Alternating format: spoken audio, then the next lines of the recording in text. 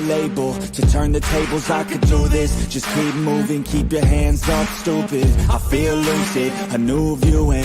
I can see the end, I can see my future, I can view it. It's right there for the taking. Everything I've ever wanted, dreams are just waiting. I just gotta fight for it, willing to die for it, willing to like sort of. Hey, greetings from the year 3000, it still sucks. This is Philip J. Fry, and you're listening to the Drunken Turkey Show. Your one stop for this sort of thing. Hit that button, like and subscribe. You know what to do, just like every other podcast. I need to add myself to the show, don't I? What's up, everybody? Welcome back to the Drunk Turkey Show, the DT Show. I'm Daniel J. And what's going on, everybody? Welcome to the show. Please hit the like button, hit the subscribe button, ring that notification bell. You guys know what to do. Today, we're going to be diving back into the Jack and Lilly Sullivan disappearance. A lot of stuff has gone on since I've talked last about the case. A lot of rumors and things of that nature, things that are unfounded that we're going to pretty much be disproving for the most part today, at least some of it, maybe not all of it.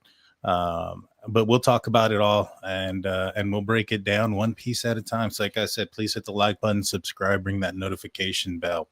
Without further ado, let's break it down. Let's get into it. So there's been a lot of rumors that have been going around, a lot of things that have been spread.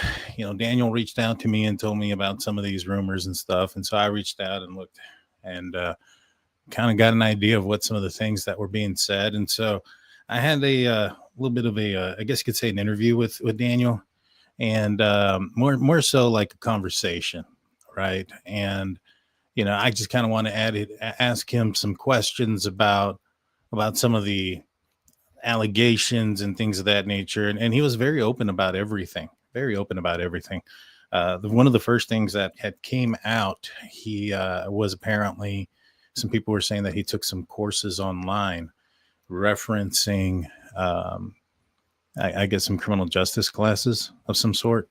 And he said, yeah, he took some courses, and he showed me which ones, and very open about it, like an online thing that he just signed up for. And you know, his claim is that, you know, if he wants to help out the investigation. Now, for me, what I think he's doing, I don't really recommend him to do it, is, especially at that time, is he had because you have to ask yourself when. You know, that's a big component of things. And when was it that he took these courses? And he took them a couple months ago. And during this time is when he was really, and I think he's still there, but he was really under the impression that Malaya may have done something. And based into the conversations that I have had, and what I mean by done something, I mean like had the kids taken with some family members possibly, or friends, and they're in hiding. I don't really believe it. But that's what he says, you know, and, you know, well, anyways, so he was telling me a couple of different things, right? At that time, one of the things was that, and I kind of, he was telling me that, you know, he had known about, like, I mean, everybody was, there was a lot of things that were being said around about where Malaya was, that she wasn't at certain places or was not at certain places, things like that. And it's been out there on Facebook groups and things of that nature that, oh, Malaya is not at the house that she claims to have been at, or whatever the case may be. Well, he was certain of certain information like that. And law enforcement was telling him not to. And he said this in the interview as well. So this isn't any secret, that law enforcement told him not to do any investigations on his own, not to be bothering or flying drones or doing anything to anybody else. I think that's kind of what he was doing with it. But I mean, some people might look at it and say, hey, was he trying to get some sort of advantage or edge when it comes to talking to law enforcement? I mean, I guess you can. You know, it didn't work out too well for Brian Koberger, and he had a master's degree in criminology. He was going for his doctorate. You know, it didn't work out for him. So I don't think taking an online course or two is really going to give you some sort of advantage when it comes to those type of things. And so could it have been that? It could be, I guess. I mean, you know, he says it's not. But that's his word. But that's what that went through there. Like I said, even if it was to get him some sort of advantage or competitive edge, when talking with law enforcement or going through an interrogation, it's you can only learn so much. Those courses don't really teach you how to. Well, like criminal justice courses don't really teach you how to like interrogate anybody or anything like that. Although I do think interrogation may have been one of the courses he had taken, but it's more on, they don't teach you how to interrogate. Well, I don't know. I don't know what those courses teach. From what I understand from the criminal justice courses I took when I was taking college courses in criminal justice, interrogation stuff was more set on like the history of interrogation and things like that. Not necessarily the tactics on how to interrogate someone. Now, those courses do exist and those courses are out there. But that's more, and again, United States, Canada, completely different things. So I really don't want to talk too much certainty over there because I really don't know. But in the United States, if you're taking like some sort of course in interrogation or talking to people, it's usually through a state exam that is for a license, for a peace officer license, well, at least in Texas. So those things can vary state to state and things like that. So that's what the allegations were, and that's what he said. So I don't know if he was trying to get a competitive edge. I don't think he's going to get much of one. That's all I'm trying to say. All right. So what else had come out? So there was some disturbing allegations that had come out about Daniel, and I'm going to pull up the information so that way we can look at it. All right. So this is apparently from Kiki UWU. I don't want to mispronounce that. And she apparently, I believe, is Malaya's stepsister. And what she is saying is that as soon as Malaya changed her profile to single after the kids went missing, she was talking to someone who had a romantic interest in her. That's the red flag number one, because how are you trying to move on so quickly when your kid's been missing a few weeks, not even a month? This time period was when Malaya still had Meadow at her mother's. I don't think it was the same person as far as before, but she's officially in a relationship now. Who's Braden or Brandon Cross from Stewaki? How could someone be attracted to her? Now, obviously, it sounds like there's some sort of disdain between the two stepsisters here. My question is, how did you watch Daniel strap Jack to a car seat and have him left upside down in the dark closet for hours and still stay with him? Now, that's a pretty big, disturbing allegation. And I asked Daniel about this allegation. I was like, all right, Daniel, what's this about? Now, first and foremost, I had reached out to a CSI friend of mine and asked him about it. I'm still waiting on a response there.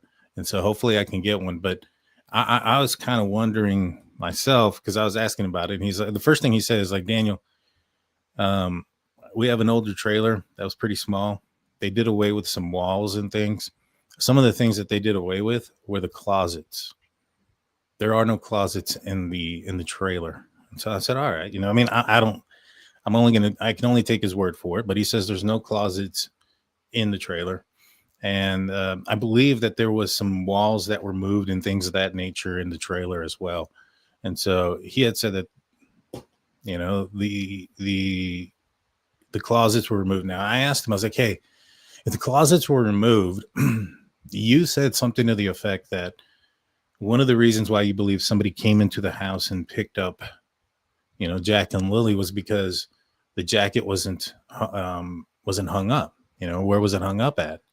And he said it was on a coat rack that was about 6 foot tall and that Jack could not reach it. So I said, okay, is what it is. I'm not there, so I can't tell you one way or another, but he's he could have obviously told me about that whole courses and stuff, even though there's screenshots. He could have said, no, that's not what you think, and that's it, right? But no, he was open about it. He described what it was. And when it comes to the closet thing, he says he doesn't have any closets. The next question I came to is, and I'm thinking about, and this is why I reached out to a CSI friend of mine, is like, is it feasible or even plausible for this to even occur? Like, how is he strapping the car seat into the closet, right? And not to mention, and I'm getting this information, I still haven't had it all together yet, but I got the information on the size of the home, and so I'm going to do some research. I haven't done it yet, but I got some research coming in. The closets that were there, are they even big enough to hold a car seat?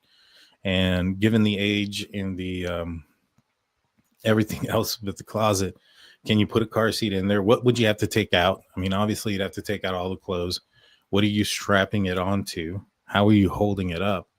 It's, a car seat is held into the car seat by its seatbelt. Whether it's one that you anchor in and it plugs in, or one that you put a seatbelt through. I guess you can get some straps and a bunch of other things and rig a contraption to have it hanging upside down. But you'd have to take out everything. And there's a lot that goes into that. Not saying it didn't happen. I don't see it feasible. I don't think it's feasible. Now, he goes on to say, your response, you watch your kids get severely abused while you're trying to throw all this on Daniel, when you're just as responsible to remove them from that environment. You had help from lots to leave. You're only talking about it now. Why only now? You can only manipulate the media, but your family knows the real you. You're an evil and manipulative. But Malaya wouldn't even show up to the next search. I don't even know if the kids were kidnapped, murdered, or either way, those adults in the house were abusing them kids. The only problem with it is she said something else before. And this is the same person. And she says, Daniel has a clean criminal record. Malaya had a child taken away before Lily was born that no one knew about until the news released that information. Don't know about Haley. She's not. This isn't true. Now, I mean, I've done some research, and I haven't confirmed this either, but it sounds like there may have been a pregnancy, before at some point that didn't go to term. Right now, it sounds more like a miscarriage than an abortion before anybody jumps to that conclusion. It sounds like she had a miscarriage. And so nothing to do with CPS, nothing to do with anything else. And so, I mean, it sounds like there's some deep rooted anger between these two and a lot of suspicion. I'm not sure how much information she's getting from Malaya, given, how volatile it appears that the relationship is. So all the information that she's gathering is probably not from the source.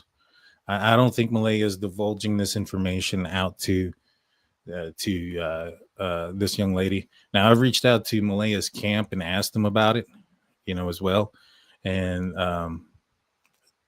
from Malaya's close friend, they don't know why she's doing this, but that's about it. They say it's not true. And so that's about it. I mean, pretty disturbing stuff. Again, there's the accusation. There's a lot of people making a lot of different accusations without any evidence of this, so that's the other thing too. There's no evidence of this. All righty. And then this was the last thing that had occurred. So somebody apparently was throwing out that there was a tip that was dropped regarding a tip that the kids DM and M were seen at Jordan's house. The clothing description was detailed by the tipster, and it could be verified by video of them being seen at Dollarama as to what they were all wearing.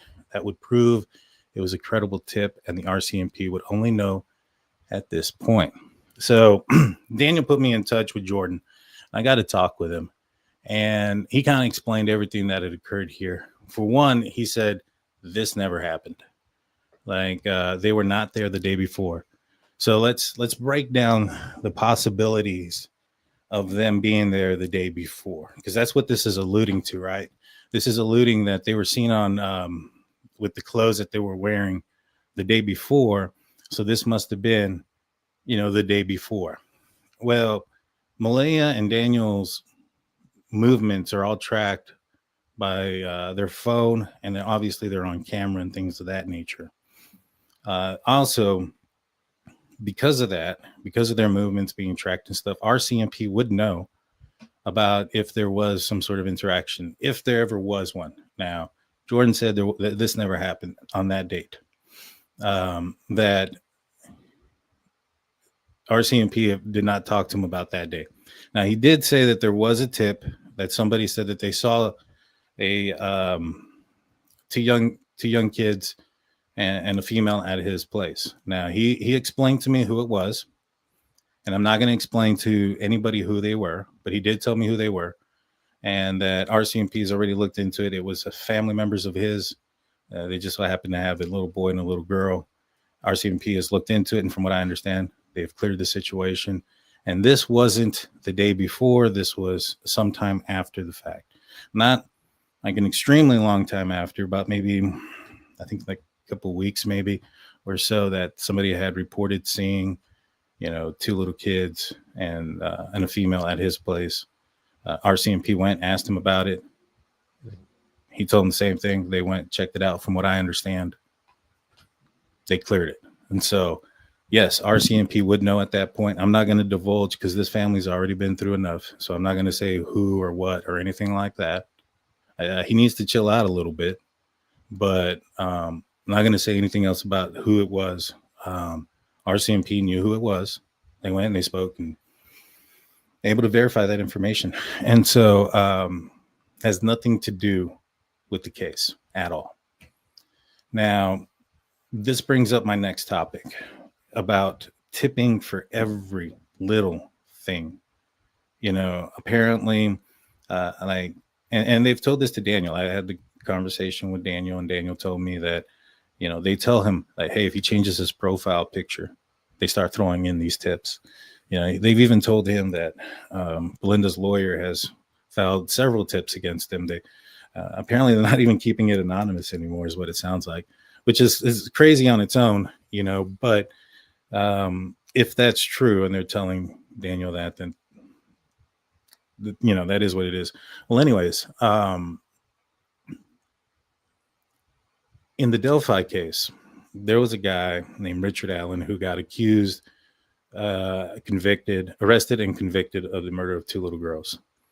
Now, he went in and actually reported that he was on the trail that day wearing the same clothes as the guy that was on the bridge around the same time, that a video was taken from the victims, and his tip or his information got squabbled by a bunch of different information.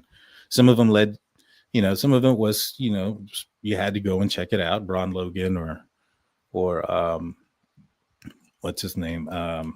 Anthony Schatz or Keegan Klein. That's his real name. Those guys deserve to be checked, for sure. And they got arrested for their crimes that they did, but they weren't involved with what happened with the, Richard Allen and him taking the life of those two little girls. Now, a lot of other tips had come in. A lot of people were flooding things, and so much nonsense was getting in to the point where Richard Allen's, information stayed, hidden amongst all the tips that were put in there that are full of, some of them full of nonsense. Not all of them. And I'm not saying you shouldn't put tips in or whatever, but like to throw in a tip, like, Daniel changing his profile picture, that's bull crap. Just being honest with you. And so like, in that situation, Richard Allen was free for another five years, I believe, before law enforcement finally was able to uncover him actually going out there and writing it. What he wrote down about him being out there that day. Now, not saying, like, again, if you see something, please say something. Even, in this scenario, you see two kids at a place that look like them, like Jack and Lilly, 100% go do that. Report that in. But once it's been investigated and we've already gone past to the point where RCMP has said that there is no there's no criminal element here as far as what they have been able to uncover. That would also include this guy, Jordan, because when they said that we've not seen any element of a crime was after, this tip had came in and was investigated by RCMP. And so at a certain point, you got to let go of the things that have been cleared or the things that have been, what's the word I'm looking for? The things that have been deduced as not a possibility. Like I said, this guy, he really don't like me because I was going to talk about our conversation. That doesn't mean I'm going to go and, just like Wong, he's not really a fan of mine either. But that doesn't mean I'm going to go and call him a child killer or anything else like that, or try to dox him or do any of those things just because they don't like me. That doesn't make any sense. And like I told Durwood, I said, hey,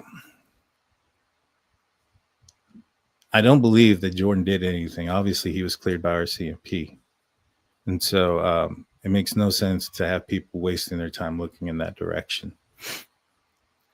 Dude was cleared too. So what I do think is interesting, though, and this has been recently come up to my attention here.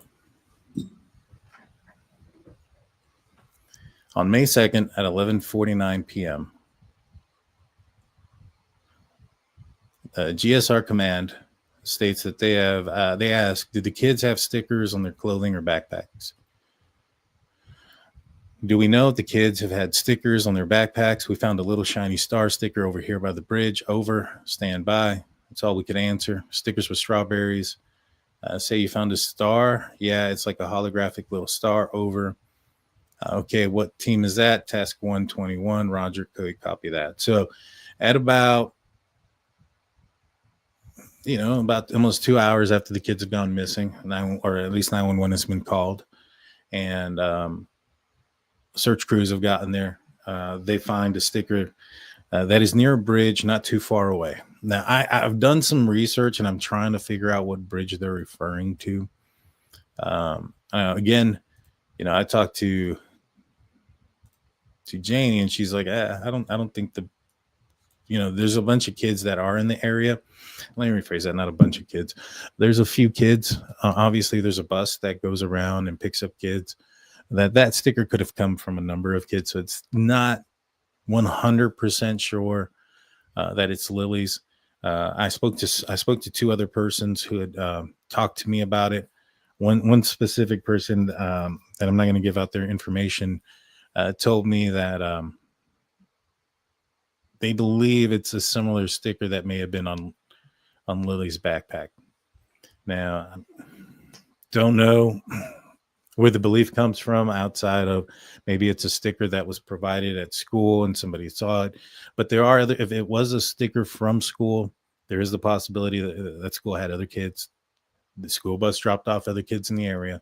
There is a good possibility that it could have been somewhere else. But if I remember correctly, so there's this bridge here off of that's on the road here. Here's a little bridge. Now this is on McLeod Road. Now I've heard of another one. I haven't found it yet, but it is closer this way somewhere. I have no idea where it's at. I haven't found it yet. Google Earth is doing a pretty good job of putting some more. I guess people are requesting some more. Drives down here. So, but here's a bridge here on McLeod Road. I don't know if this is the one. However, if I remember correctly, I believe I was told, and I got to go back because I got like 9 or 10 folks that reached out to me that are pretty close to this case and tell me things. And I sometimes I confuse which one told me what. And so I got to go back to figure out, but I could have swore that there was dogs, the cadaver dogs being seen around this area, around this bridge. So I wonder if they were around this area because of the sticker that they found, just to do their due diligence, even though it could very well belong to another kid that goes to the school in the same area. It could belong to Lily and Jack. It could not. But if I remember correctly, because I was told that the dogs were near Justin's house, which is not too far away. And so I wonder if this was the area where they were at. And what attracted them over here wasn't Justin, was the fact that they found a sticker way over here.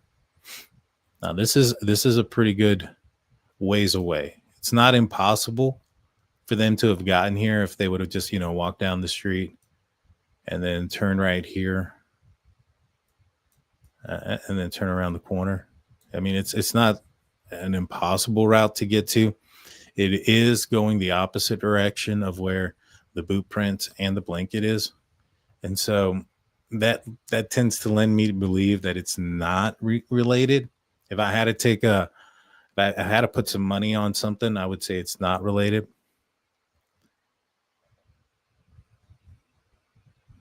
Okay. And so that's kind of where my thoughts are. I don't think it's related, but I think that law enforcement did their due diligence. They found a sticker that belonged to the school, or possibly that was not belonged to the school, but was possibly given to a child that went to the same school. So you got to do your due diligence, right? You got to make sure. And so that's what they did, in my opinion. But I don't think there's any guarantee that it is theirs.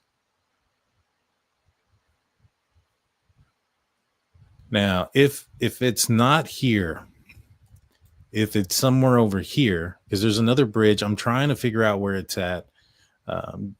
Janie was telling me that there was another bridge somewhere closer to this direction. And so I'm trying to figure out exactly where it's at. So I'll have some more information the next time I come on and talk about this case, about that second bridge. But if it's over here in this area, heading towards the blanket or the boot print, if it was off of the pipeline, if there's a footbridge or something on the pipeline for maintenance workers or something of that nature, and it was near that, because I have no idea. But if it was near something like that, then I think you need to consider it, because you have the boot print and the blanket. Like I said, and I've said this from the beginning, my thoughts on this case has been 100% that they wandered off and they ended up getting lost, probably got a little bit further out than what the search got out. But they did find a sticker, and I think that might answer why law enforcement or the cadaver dogs may have been in this area, because they were in several different spots, and I believe this area was one of them.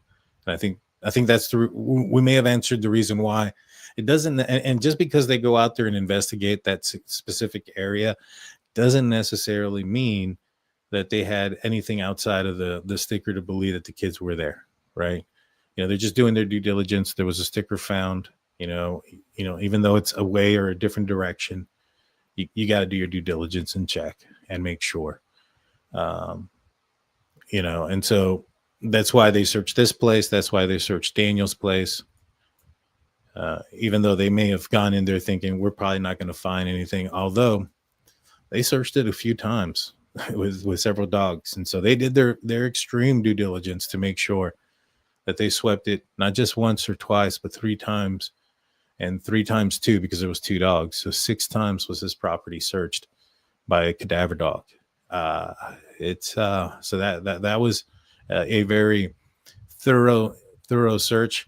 And they did just about as many searches, if not more, around where the blanket and the footprints were. And so that would tell me, and from what I understand, is that it was only one day that they were out here in this area, from what I understand.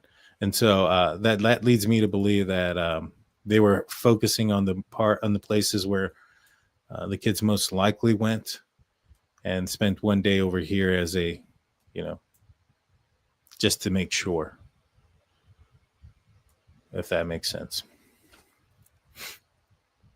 All right, I'll answer a couple of questions. I'm not going to go too long, mainly because I'm going to do another show. We're going to be talking about Melody Buzzard. I'm going to have Dr. Vona on the channel on the next show. So don't go anywhere. Please like, subscribe, comment, and come back in for the Melody Buzzard. We have a lot to talk about in that case. There's so much evidence and so much stuff that's been broken on that case. If you want to talk about a case where there's some red flags about a parent, Melody Buzzard and Ashley Buzzard case is one to be looked at. I think there are some extremely red flags and some concerning things when it comes to her. And I know a lot of people are defending her too.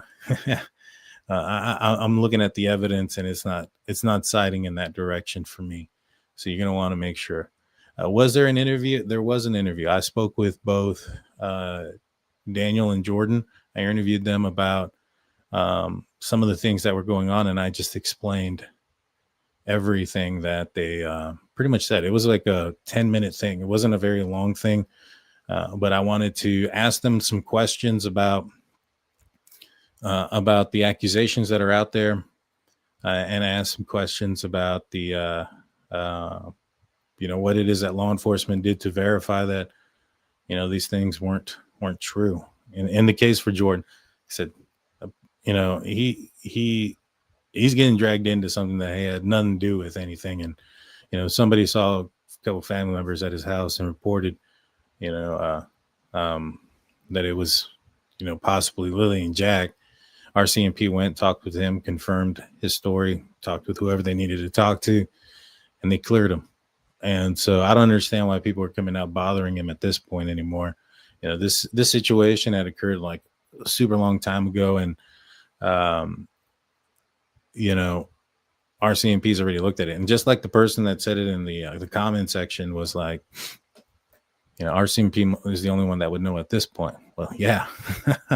And they came out and said that they don't believe there's any criminal activity going on with what they've investigated. And they investigated that situation. So take that for what it is. It just feels to me that all those things have been thoroughly, investigated. All righty.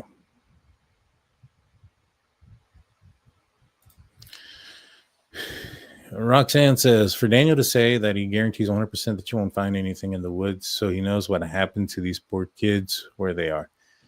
I mean, you can see it that way, and I understand why a lot of people see it that way. His statements.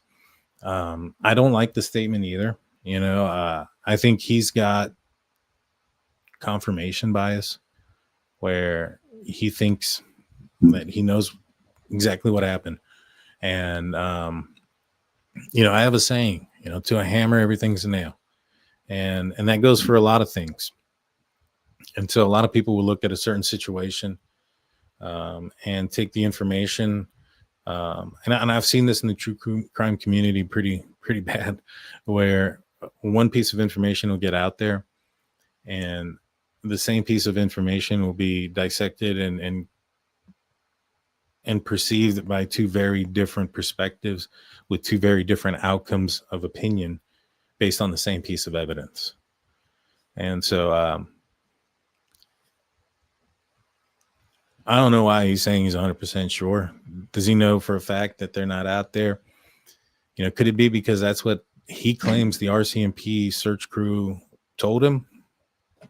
That could be it. Could it be because he believes that something else happened to them and that's what, that's what he believes? That could be it. Could it be because he knows that they're not out there? I mean, that's a possibility, I guess. But what it sounds like to me is that him and Malaya both kind of came to that conclusion that the kids weren't out in the woods fairly early.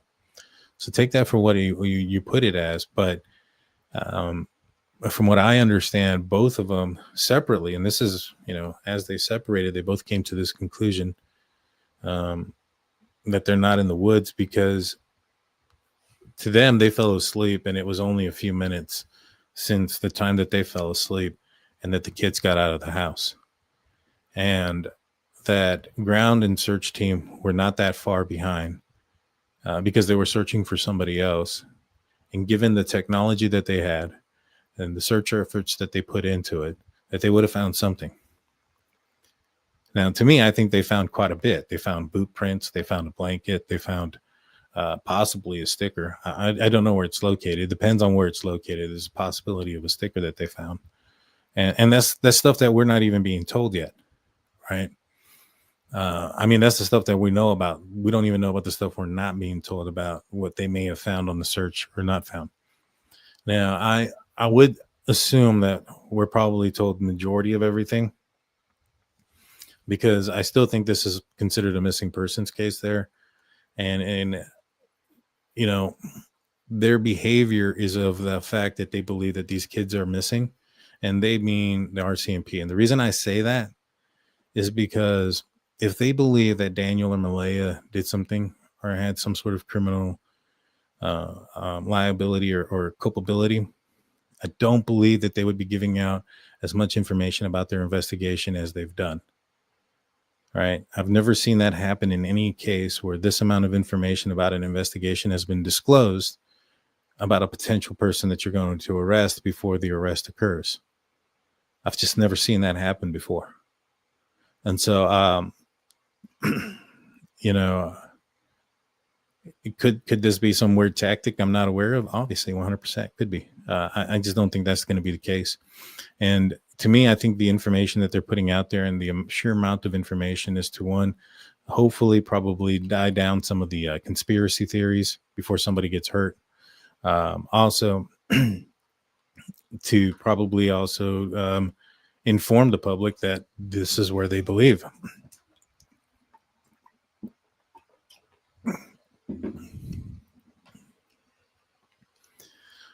So, yeah. Are they coming on the show tonight? No, they're not. My interviews with many of the people that I have done don't make the air. You know, it's only a few do, but I did interview Daniel and I spoke with Jordan, and I'd say it's more like a conversation, but it was referencing certain things, and I wanted to get information and answers about some of the allegations that were out there and what was going on. So let's see.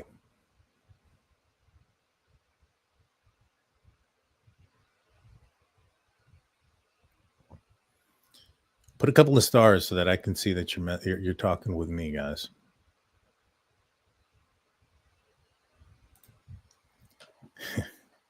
Hey, Grandma Rosie says, I researched this. Narcissistic behavior and ADHD can pass polygraph. Well, it's not just that Daniel passed it. It's also that Malaya passed it, right? And so Malaya, regardless of what Daniel said, right? So if Daniel had done something, let's put it this way. So if Daniel had done something to the kids the night before, on Thursday night, then Malaya saying that she saw Lily, which is what the documents say, that at around 8:20 is when Lily came in and back and forth, and she saw Lily and she heard Lily. How could she have done that if Daniel had done something the night before? So in order for, you know, for what she has said to account for, she would have to be in on it with Daniel, her and Janie, because they all corroborate each other. You know, Janie heard the kids at 8 after close to 9 o'clock. I'm gonna put it around 9 o'clock is when she heard the kids. Malaya heard and saw the kids around 8:20, and so did Daniel. He heard and saw Lily and heard Jack in the kitchen. And so not only would Daniel need to pass a lie detector test, but so would Malaya.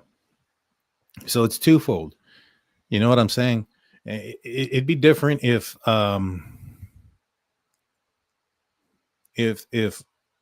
was a situation or a possibility, like if Malaya didn't hear the kids at all that morning, and the only person that heard them or said that they were there would be Daniel. If Malaya had said, no, I didn't hear or see anything, you know, last time I heard or saw them was in the middle of the night, you know, I woke up, didn't hear or see anything, then you might have an argument there to say, hey, well, you know, there's a possibility that, you know, she can pass because she really truly doesn't know anything.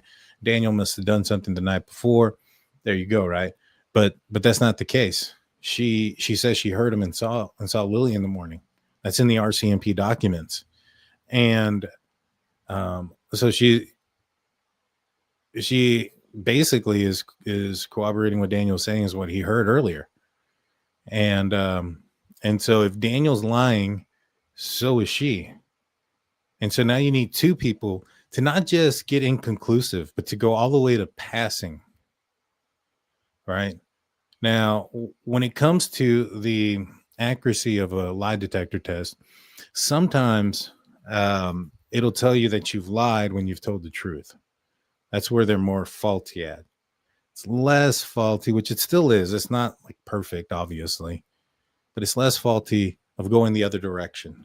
It is most likely that if you're lying and it reports it as and you've beat it, it's not that it's going to say that you're truthful. It's going to say it's inconclusive. So it not only went from deceit, it went past deceit to past inconclusive to truthful. So then you got to ask yourself, if these two random persons that live out in a rural area who take criminal justice courses off of their phone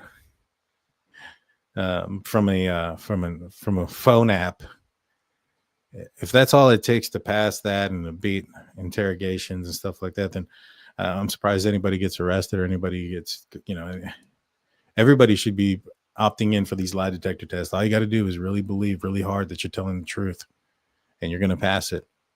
They wouldn't be utilized in the manner that they do. They're still a very useful tool.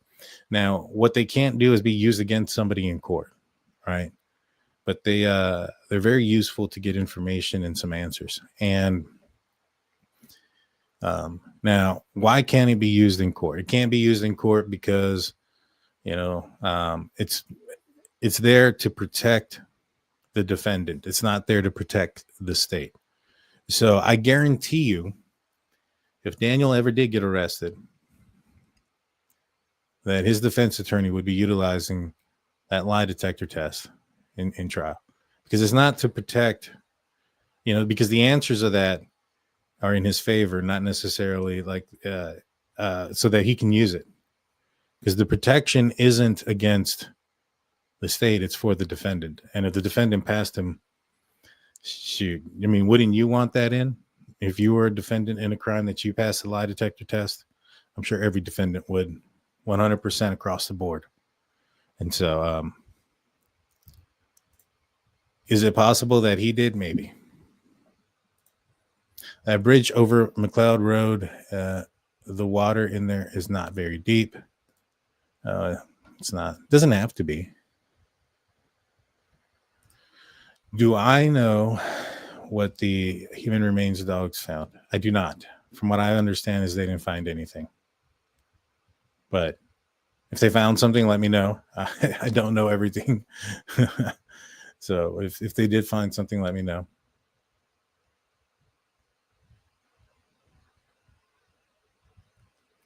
Let's see. I'm going to answer just a few more questions for about maybe 3 more minutes.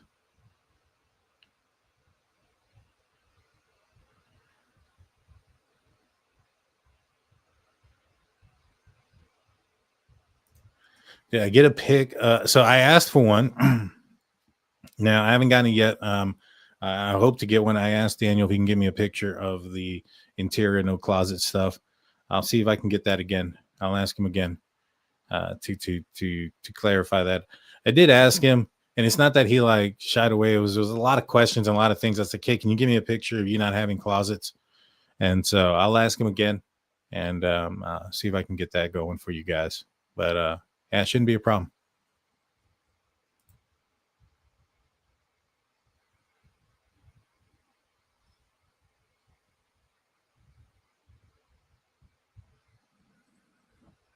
Let's see. Why was his comment deleted? Whose comment?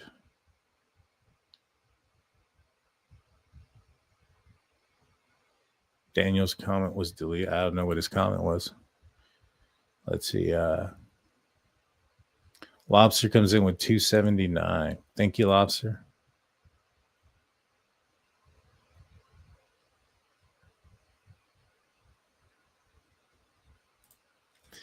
And Grandma says, I think you'd be shocked when the truth comes out. Sorry, it's my opinion. I mean, that's fine. I mean, it's your opinion.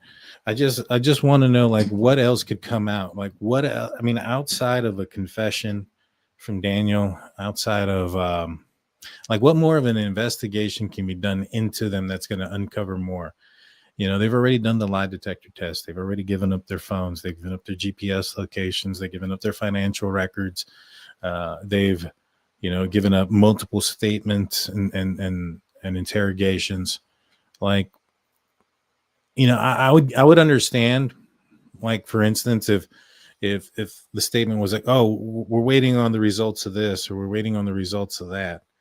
But it seems like, I mean, it's, to me at least, everything's been kind of crossed and dotted. But like, what more could come out? Now, Daniel could tell somebody something, and then somebody could find something, or you know, a body would have to be found. But they've already, like, searched his property and stuff multiple times. You know, I guess maybe perhaps if they find a body in a property that he has access to that's nowhere near here, and he just somehow slipped the cameras that are somewhat close by, because there are cameras that aren't far away. There's not cameras directly on his house, right? There's not cameras on his house, but there are cameras that are close by. And so, like, for instance, there was cameras at the at this Lord's campground, and I believe there was one somewhere around this area that is facing the street. And so, like, I mean, unless he's,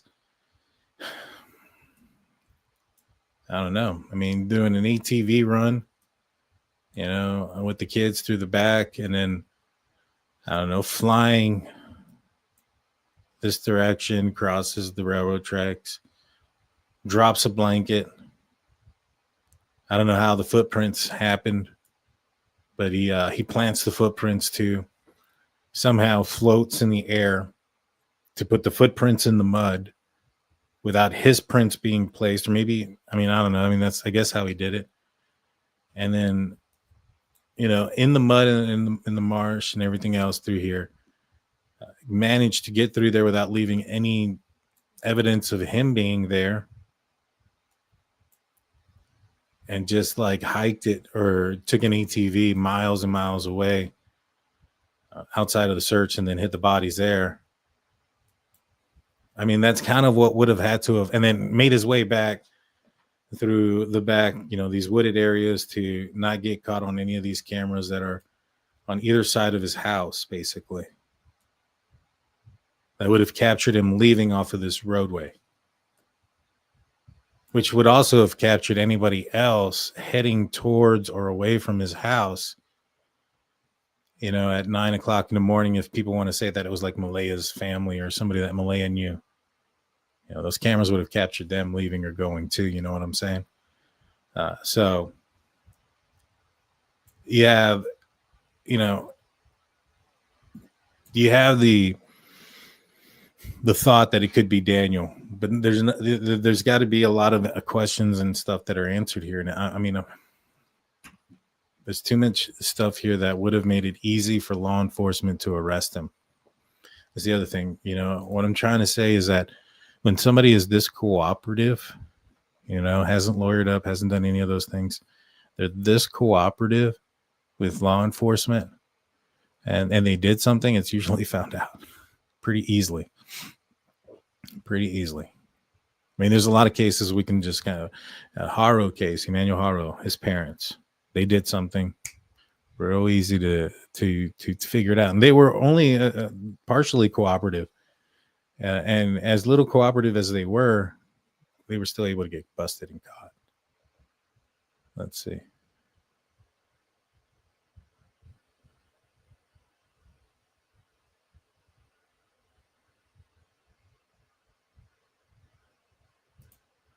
Cody done a polygraph test, came back that he passed. Daniel Malaya done a polygraph, came back. They were truthful. So why didn't theirs come back and say they passed? I think you're looking at semantics and just terms. I don't recall what it says on the documents for Cody, if it says that he was truthful or passed, but indicating that you were truthful is passing it. I think it's just like when I say somebody got cleared and they're like, oh, they didn't say they got cleared. I'm like, well, that's what they mean when they say, this is the evidence that we took into consideration. The intent of the investigation and the tests were to eliminate suspects and to also determine if a criminal crime had occurred, and that there was no evidence or criminal grounds for any type of criminal investigation into them. Well, all that kind of means they got cleared. That's not verbatim word for word. It's not saying, hey, they're 100% cleared. But that's what they're saying, right? Just kind of the same thing. They're truthful means they passed.